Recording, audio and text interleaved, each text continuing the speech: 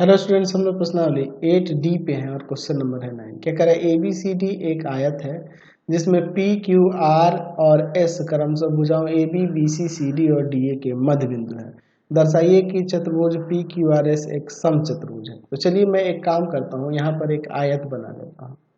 ठीक है, इसका नामकरण कर देते हैं ABC और ये D। ठीक है, ये हमारे पास आयत है। आयत के भुजाओं AB के मध्य बिंदु देखो P है, BC का है Q, CD का है आपका R और DA का है यहाँ पे S। अब इनको मिला देते हैं, तो इनको मिलाने से देखिए यहाँ पर एक चतुर्भुज बन रहा है। कौन सा चतुर्भुज बन रहा है? PQRS। ठीक है, PQRS एक चतुर्भुज बन रहा है। ये जो चतुर्भुज बन रहा है यह एक क्या होगा? समचतुर्भुज होगा। ये हमें दिखाना है। चलिए पहले देख लेते हैं क्या दिया है और क्या सिद्ध करना है। दिया है हमारे पास यहाँ पे कि ABCD एक आयत है, एक आयत है जिसमें PQR और S क्रमशः भुजाओं AB BC CD और DA के मध्य बिंदु हैं। मध्य बिंदु है तो सिद्ध करना है,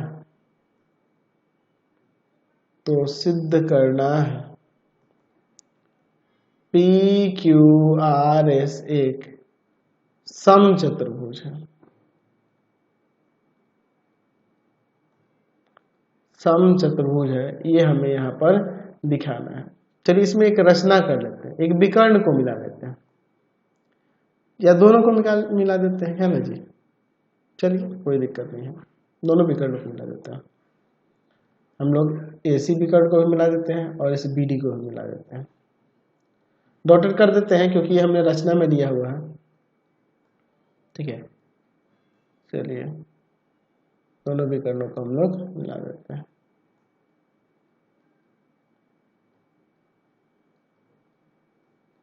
ठीक है, यहाँ पे लिख देते हैं कि विकर्ण AC तथा BD को मिलाया। चलिए अब इसके बाद हम लोग इसका प्रमाण नीचे देखते हैं। चलिए तो अब इसका हम लोग प्रमाण यहाँ देखते हैं। हम लोग चलते हैं पहले त्रिभुज ABC में, ABC में आइए। यहाँ पर देखिए यहाँ लिख सकते हैं कि P तथा Q क्रमशः AB तथा BC के मध्य बिंदु है। तो क्या हो जाएगा यहाँ? तो यहाँ पे अब लिख सकते हैं कि जो PQ जो हो जाएगा आधा हो जाएगा AC के तथा PQ समांतर भी हो जाएगा AC के। ये समीकरण एक लेते हैं मध्य बिंदु प्रमेय से, मध्य बिंदु प्रमेय से। चलिए फिर हम देखते हैं त्रिभुज ADC में। इस त्रिभुज ADC में देख सकते हैं कि S तथा R क्रमशः AD तथा CD के मध्य बिंदु है। तो यहाँ पे अब लिख सकते हैं हम लोग, क्या लिख सकते हैं जी? ये जो SR होगा हाफ हो जाएगा AC के तथा SR समांतर भी हो जाएगा AC। समीकरण 2 ये भी उसी से हो जाएगा, मध्य बिंदु प्रमेय से। चलिए अब इन दोनों समीकरणों से लिखते हैं समीकरण 1 तथा समीकरण 2 से। क्या हो जाएगा? यहाँ पर PQ बराबर हो जाएगा SR के, देख लो हाफ है दोनों AC के तो ये बराबर हो जाएगा और समांतर भी हो जाएगा। तो बराबर और समांतर होगा इसलिए लिख सकते हैं कि PQRS एक समांतर चतुर्भुज है, समांतर चतुर्भुज है। ठीक है, समांतर चतुर्भुज। अच्छा, ये समांतर चतुर्भुज हो गया। अब देखिए यहाँ पर हम लोग एक और काम करते हैं, हम लोग चलते हैं त्रिभुज ABD में। ABD में हम लोग देख सकते हैं कि P तथा S क्रमशः AB तथा AD के मध्य बिंदु हैं, AD के मध्य बिंदु हैं। तो यहां से लिख सकते हैं कि जो PS हो जाएगा आधा हो जाएगा किसके, BD के, तथा PS जो हो जाएगा समांतर भी हो जाएगा BD के, मध्य बिंदु प्रमेय से, मध्य बिंदु प्रमेय से। अब इसके बाद हम लोग देखते हैं, इसे समीकरण 3 लेते हैं यहाँ पर। अब देखिए इसके बाद हम लोग जानते हैं, लिख सकते हैं कि हम जानते हैं कि आयत के विकर्ण बराबर होते हैं, विकर्ण बराबर होते हैं। आयत के विकर्ण क्या होते हैं जी, बराबर होते हैं। तो अब इसके बाद हम लोग यहाँ पे लिख सकते हैं कि यहाँ विकर्ण AC जो होगा ना बराबर हो जाएगा BD के, AC BD के बराबर हो जाएगा। ठीक है, अच्छा 1/2 से गुना कर देते हैं, गुणा करने पर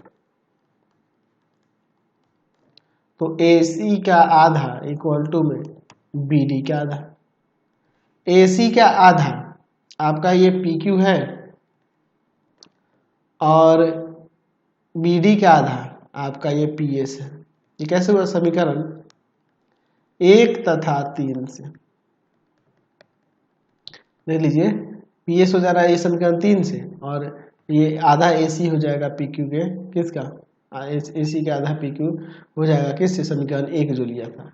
तो देखिए जब इस समांतर चतुर्भुज PQRS का हमने समांतर चतुर्भुज दिखाया है ना जी, समांतर चतुर्भुज के दो आसन भुजाएं बराबर हो गए है ना, तो यहाँ पे लिख सकते हैं चूंकि PQRS एक समांतर चतुर्भुज है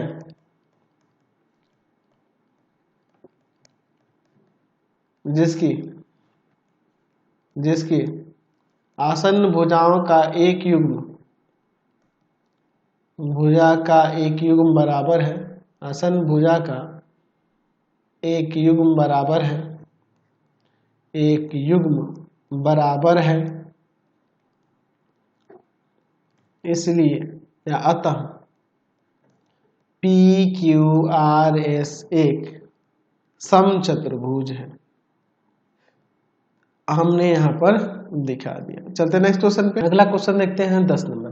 ABCD एक समलंब चतुर्भुज है जिसमें AB जो है समांतर है DC के। फिर आकर साथ ही विकर्ण BD एक विकर्ण है और E भुजा AD का मध्य बिंदु है, AD का मध्य बिंदु है E, तो ये इसके बराबर हो जाएगा। E से होकर एक रेखा AB के समांतर खींची गई है, E से होकर एक ये रेखा EF खींची गई है AB के समांतर, जो BC को F पर प्रतिच्छेद कर रही है। दर्शाइए कि F जो है BC का मध्य बिंदु, F BC का मध्य बिंदु है, ये दिखाना है। चलिए देखिए दिया क्या है और क्या सिद्ध करना है। दिया है ABCD एक समलंब चतुर्भुज है या समलंब है जिसमें AB समांतर है DC। अच्छा, BD एक विकर्ण है और E जो है भुजा AD का मध्य बिंदु है, मध्य बिंदु है। और फिर दिया है कि ये EF AB के समांतर खींचा गया है। ठीक है, तो सिद्ध करना है, सिद्ध करना है, क्या सिद्ध करना है जी, कि F भुजा BC का मध्य बिंदु है, मध्य बिंदु है। ये हमें यहाँ पर दर्शाना है। चलिए अब इसका हम लोग यहाँ पर प्रमाण देखते हैं। देखिए ई भुजा एडी का मध्य बिंदु है, यहाँ पे कोई बिंदु ले लेते हैं ओ, ठीक है, तथा ईओ समांतर है ए बी के। क्यों? क्योंकि हमारे पास दिया है कि ईएफ ए बी के समांतर है, तो ईओ भी तो समांतर हो जाएगा ना जी। चलिए तो यहां से आप लिख सकते हैं कि जो आपका मध्य बिंदु प्रमेय तो उसके विलोम से मध्य बिंदु प्रमेय के विलोम से ये जो होगा इसका मध्य बिंदु हो जाएगा ओ बी डी का मध्य बिंदु होगा, ठीक है। चलिए चूंकि यहां पर आपके पास ए बी समांतर दिया है इस ईएफ के, या ईएफ समांतर दिया है ए बी के, अच्छा, और यह ए बी समांतर है, ए बी समांतर है डीसी के, ये भी दिया है, ये दोनों चीज दिया है, तो इसलिए ये दोनों आपस में समांतर हो जाएंगे कि नहीं, तो यहां से हो जाएगा यहां पर ईएफ समांतर डीसी, तो जब ईएफ डीसी के समांतर है तो ओएफ भी समांतर हो जाएगा डीसी के, हो जाएगा ना। चलिए अब इसके बाद देखते हैं, ठीक है। अब इसके बाद देखिए ओएफ समांतर है डीसी के तथा ओ बीडी का मध्य बिंदु है, मध्य बिंदु है, ओ बीडी का मध्य बिंदु है और ये इसके समांतर है, तो एफ बीसी का मध्य बिंदु नहीं हो जाएगा, इसलिए एफ भुजा बीसी का मध्य बिंदु है, ये हमने दर्शा दिया। क्लियर है, कोई दिक्कत नहीं है। नेक्स्ट क्वेश्चन देखिए 11 नंबर, एक समांतर चतुर्भुज एबीसीडी में ई और एफ भुजाओं ए बी और सी डी के मध्य बिंदु है, ई और एफ भुजाओं ए बी और सी डी के मध्य बिंदु है, जिस चित्र में दर्शाया गया, देख लेना। दर्शाइए कि रेखाखंड ए एफ और ई सी विकर्ण बी डी को समत्रिभाजित करता है। कौन? ए एफ और ये वाला ई सी, ये दोनों मिलके इसको 3 बराबर भागों में, यानी कि ये इसके बराबर है और ये इसके, यानी तीनों एक दूसरे के बराबर होंगे, ये हमें दिखाना है, ठीक है। चलिए हम इसको देखते हैं। चलिए लिखते हैं पहले क्या दिया है और फिर क्या सिद्ध करना है। दिया है ए बी सी डी एक समांतर चतुर्भुज है, समांतर चतुर्भुज है जिसमें ई तथा एफ क्रमशः ए बी तथा सी डी के मध्य बिंदु है, मध्य बिंदु है। तो सिद्ध करना है कि ए एफ और ई सी विकर्ण बी डी को समत्रिभाजित करती है, या हमें यहां दिखा देना होगा कि dp इक्वल टू में pq इक्वल टू में आपका ये हो जाएगा qb। चलिए अब हम इसका प्रमाण देखते हैं, ठीक है। अब इसके बाद देखिए यहां पर हम लोग इसको देखते हैं। यहां देखिए ए बी बराबर हो जाएगा सी डी के तथा ए बी समांतर भी हो जाएगा सी डी के, क्योंकि ए बी सी डी समांतर चतुर्भुज है। समांतर चतुर्भुज तो ये चीज होगा ना जी, समांतर चतुर्भुज है तो आमने सामने की भुजाएं सम्मुख भुजाएं बराबर और समांतर हो जाएंगी। चलिए अब इसके बाद देखिए 1/2 से गुणा करने पर 1/2 ऑफ ए बी और 1/2 ऑफ सी डी तथा ए बी समांतर सी डी, ऐसे ले लेते हैं। ए बी का आधा ए ई लिख सकते हैं, ठीक है। और यहां पर हम लोग सी डी का आधा सी एफ भी लिख सकते हैं या एफ सी भी लिख सकते हैं, तथा ए बी को हम ए ई लिख देते हैं और सी डी को हम लोग एफ सी भी लिख सकते हैं, कोई दिक्कत नहीं है। अच्छा, ये चीज हमने कैसे लिखा है, क्योंकि हम लोग लिख सकते हैं कि चूंकि ई तथा एफ क्रमशः ए बी तथा सी डी के मध्य बिंदु हैं, इसलिए ऐसा हो रहा है।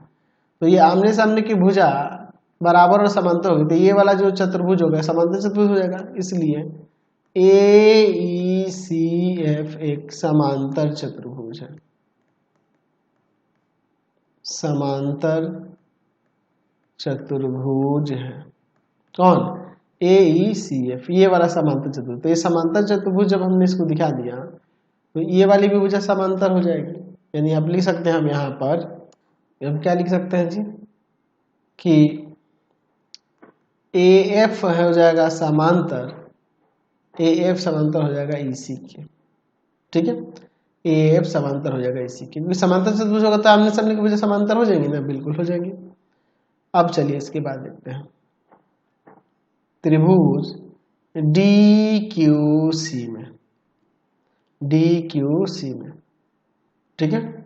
चलिए अब इसके बाद देखिए, इस डी क्यू सी में क्या देख रहे हैं कि यहाँ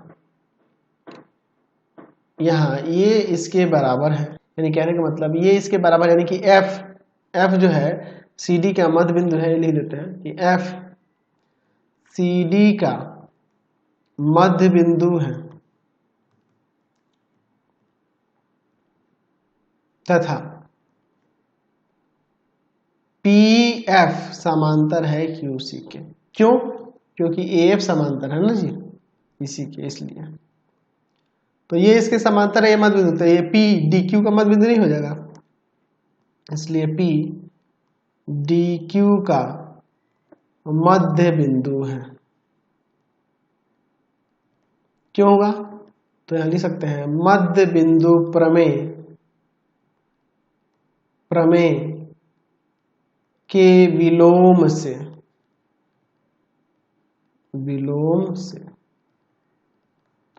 चलिए अब इसके बाद देखते हैं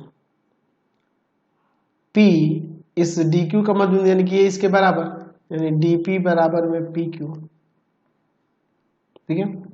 चलते हैं त्रिभुज ABP में, ABP में देखिए क्या हो जाएगा, ABP में देखिए क्या हो जाएगा, E AB का मध्य बिंदु है तथा EQ समांतर होगा AP के। क्यों?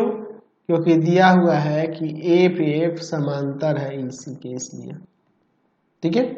तो जब यहाँ पे देखिए ये इसके समांतर और ये इसका मध्य बिंदु है, तो यहाँ लिख सकते हैं कि Q, इसलिए Q BP का मध्य बिंदु होगा। ये मध्य बिंदु क्यों होगा? तो लिख सकते हैं मध्य बिंदु प्रमेय के विलोम से, मध्य बिंदु प्रमेय के विलोम से, ठीक है, ये चीज हो जाएगा।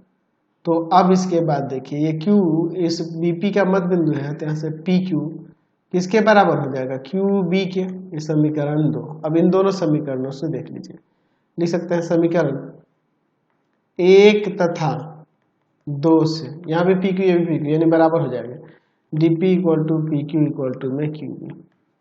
अतः लिख सकते हैं कि अतः AF तथा EC विकर्ण BD को समत्रिभाजित करते हैं। समझ गए? नेक्स्ट क्वेश्चन देखते हैं 12। दर्शाइए कि चतुर्भुज के सम्मुख भुजाओं के मध्य बिंदुओं को मिलाने वाली रेखाखंड परस्पर समद्विभाजित करते हैं। तो चलिए मैं यहाँ पे पहले एक चतुर्भुज बना लेता हूँ। ठीक है, हम लोग एक चतुर्भुज पहले यहाँ बना लेते हैं। ठीक है, इसका नामकरण भी कर देते हैं, ए बी सी डी। ये चतुर्भुज होगा। चतुर्भुज के भुजाओं के मध्य बिंदु, यानी कि यहाँ पे देखो पी क्यू आर और यहाँ एस है, इन सबको मिला देते हैं। पी से क्यू, क्यू से आर, आर से एस और पी से एस, है ना। चलिए इसको मैंने क्यों मिलाया, तो ये हम लोग रचना किए हैं ऐसा समझ लो। ठीक है, इसको रचना कर रहे हैं क्योंकि आपके क्वेश्चन में नहीं कह रहा है। हमें क्या कह रहा है क्वेश्चन में, ये हम लोग रचना कर लिए हैं पहले ही। ठीक है, इसको रचना में लिखेंगे। ठीक है, ऐसे इसको आप ध्यान रखना। ठीक है, ये रचना है हमारी। क्या कह रहा है कि सम्मुख भुजाओं के मध्य बिंदु को मिलाने वाली रेखाखंड। तो सम्मुख भुजाएं कौन सी होंगी इसमें, सम्मुख भुजाएं देखो ए बी और सी डी, तो इसको मिला दिया है कि नहीं। और यहां पर क्यू से एस को, क्योंकि बी सी और ए डी सम्मुख भुजाएं होंगे और उनके मध्य बिंदु को मिलाया। हमें यह दिखाना कि ये एक दूसरे को समद्विभाजित करते हैं। और ये हमने पी से क्यू, क्यू से आर, आर से एस और एस से पी ये मिला दिया है, रचना किया हुआ है। हमें यहाँ क्या देखना है कि पी आर और ये क्यू एस एक दूसरे को समद्विभाजित करते हैं, परस्पर समद्विभाजित करते हैं। चलिए पहले लिख लेते हैं क्या दिया है और क्या सिद्ध करना है। दिया है ए बी सी डी एक चतुर्भुज है, चतुर्भुज है। ठीक है, पी क्यू आर तथा एस क्रमशः A B, B C, C D और डी ए के मध्य बिंदु है, मध्य बिंदु है। तो सिद्ध करना है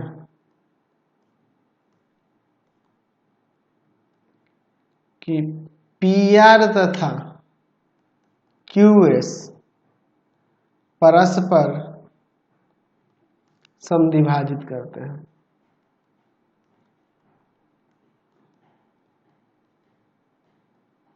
चलिए अब इसका रचना देख लेते हैं। रचना में क्या किया है, रचना में P Q, Q R, R S तथा एस पी को मिलाया।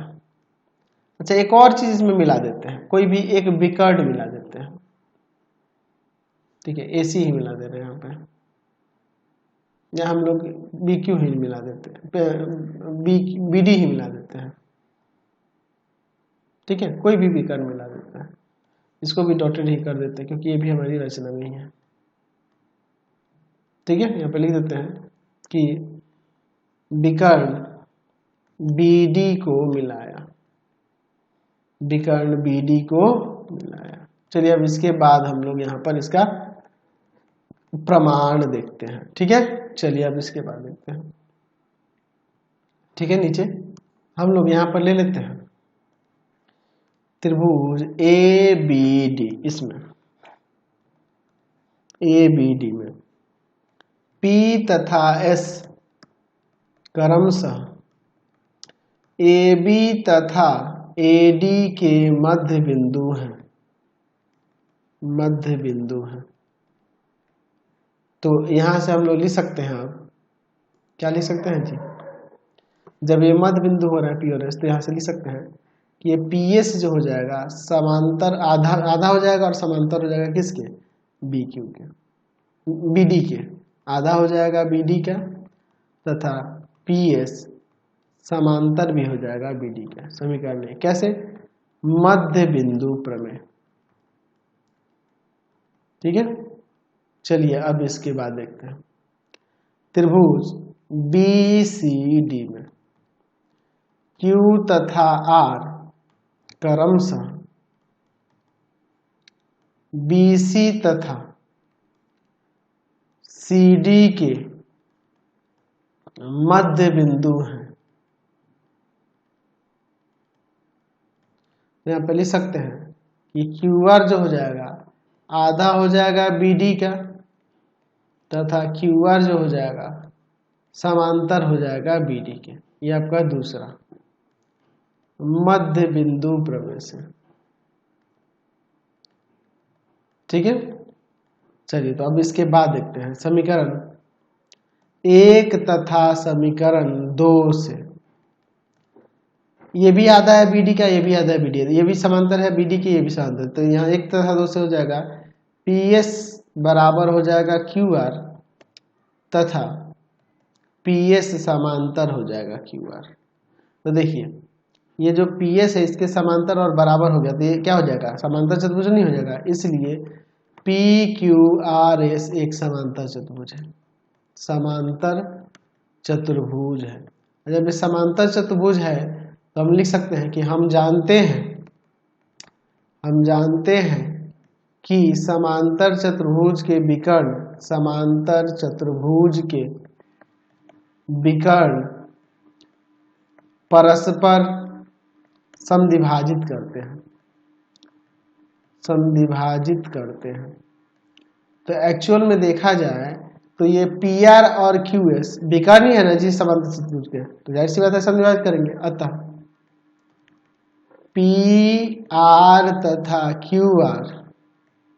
QS परस्पर समद्विभाजित करते हैं, समद्विभाजित करते हैं, ऐसा लिख सकते हैं। तो आज की क्लास में इतना ही रहने देते हैं, नेक्स्ट वीडियो में आगे देखेंगे। आपको हमारे 3 चैनलों को सब्सक्राइब कर लेना होगा। पहला है pathfinder classes Chhapra, pathfinder classes Chhapra. दूसरा है आपके पास भारती भवन रविकांत सर, भारती भवन रविकांत सर। और तीसरा चैनल है Ravikant sir, Ravikant sir RD Sharma solution, RD Sharma solution. तीनों चैनल को सब्सक्राइब कर लेंगे। इससे रिलेटेड वीडियो के लिए सीधे डिस्क्रिप्शन में, इससे रिलेटेड नोट्स के लिए गूगल पे जाकर सर्च करेंगे www.ravikanstsir.in और यहाँ जाकर आप सभी क्लासेस के नोट्स, उनके PDF को डाउनलोड कर सकते हैं, पढ़ सकते हैं। इंस्टाग्राम और फेसबुक पे जाकर पाथफाइंडर क्लासेस छपरा को लाइक एंड फॉलो करना नहीं भूलेंगे। Thanks for watching the video. Comment करके जरूर बताएं कि हमारे चैनल के वीडियोस आप सभी को कैसे लगते हैं। Thanks for watching.